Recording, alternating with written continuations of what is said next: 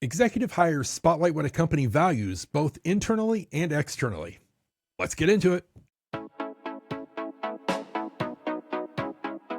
And welcome to Avocast Daily. Today is January 5th, 2026. My name is Shawn P. Neal, and today we have a great story coming to us from Denver, Colorado. But first, Happy New Year. All right, Denver, Colorado. That is where Jeppesen ForeFlight has announced 3 senior appointments to its leadership team.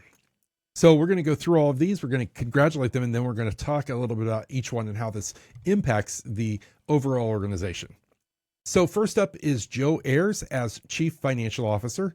Then we've got Toya Del Val as Chief Customer Officer and Richa Gupta as Chief People Officer, with Gupta's role effective today, January 5th, 2026.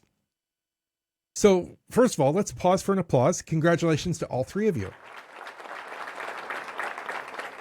Now, the company frames the moves as a commitment to growth and to customer success and employee experience across its global aviation software business. And CEO Brad Surak welcomed the trio, highlighting their experience and the company's focus on expanding capabilities and elevating customer experiences, as well as sustaining a culture of innovation. Ayers, formerly EVP and CFO at Epicor Software, will lead financial strategy and operations to support disciplined, sustainable growth. Del Val, previously CCO at Cornerstone On Demand and a veteran of U.S. Airways and American Airlines, will oversee customer success, support, training and consulting, and value assurance. And Gupta brings 25 years of HR leadership across CloudBees, GP, Castlight Health, PayPal, and GE Digital, and will guide global talent strategy and the employee experience. So the executive team joining Surak also includes Chief Product Officer Tim Schutz, Chief Transformation Officer Cale Boer, and Chief Revenue Officer Stephen Newman. Now, here is why I would say this matters for leaders in comms and culture. And we're going to talk a lot about this, but a CCO, a CFO, and a CPO alignment creates a very direct loop, if you will, between investment decisions and customer trust in the employee experience. And that powers every interaction. So thinking about aviation, we know that safety and reliability and speed really set expectations. So consistent communication there is especially an operating standard. It's not negotiable. It's not a campaign. It is a standard.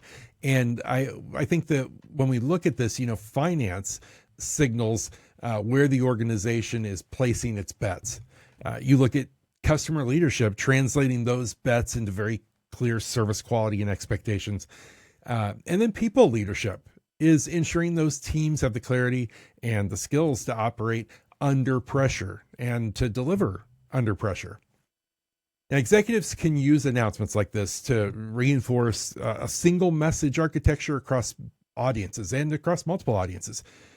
So internally, anchor town halls and manager toolkits on what success will look like for customers and crews, and also on how teams can contribute.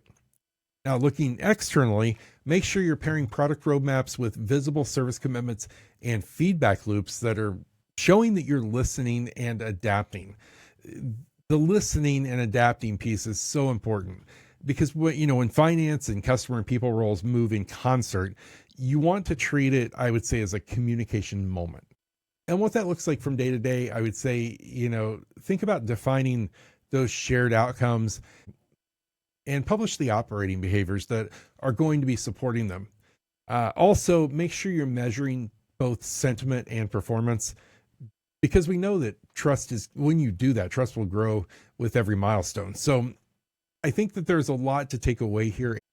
And I love how these 3, that CFO, CCO, CPO alignment, really has got that loop between the investment decisions, that trust, customer trust, as we talked about, and the employee experience. So very good stuff here. Again, I want to congratulate all 3 of you for your new roles there.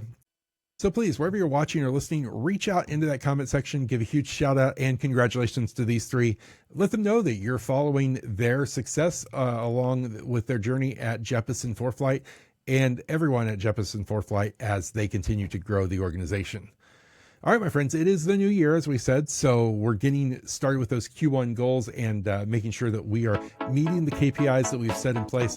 And I'm going to encourage you to do those steps. We've talked about them all through December. So start taking those, moving those into action, and let's keep going for 2026.